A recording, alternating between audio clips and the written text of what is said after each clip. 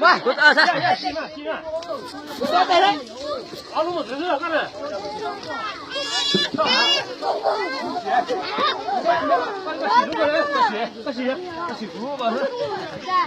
别的，看呀，打过来，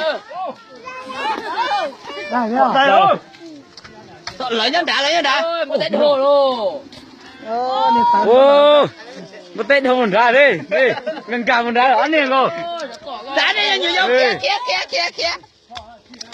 Ô, chỉ lấy một tên rồi nhá nè. Đó. Ôi, lấy chó em hỏi, đại không tổ lấy luôn ấy. Nhá. Ô, đi con gì? Là tụi tôi gì rồi, chúng nó đã để. Đá đi nhiều dâu nè. Đá tờ. Ô. Đá tới. Coi. Ô mà thay phổ đầy luôn châu. Ôi, trời. Ôi. Chị ơi. Chị về đây đi. Sao mà nhiều á?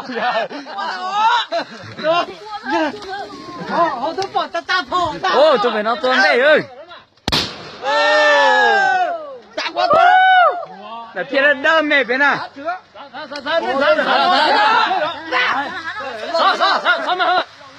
Thấy chừng ơi. Ôi. Chị lại viện nó lòi coi. Tôi lại viện đâu về đâu. Nhớ chứ kêu sư bây giờ khó. Ôi.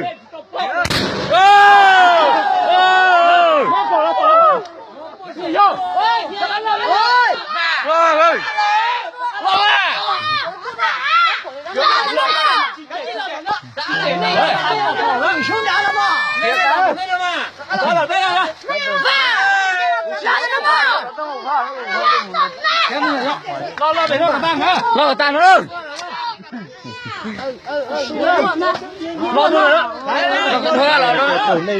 Còn đó hay á. Còn đó. Nuôi mình hết rồi con à? Chúng nó hả?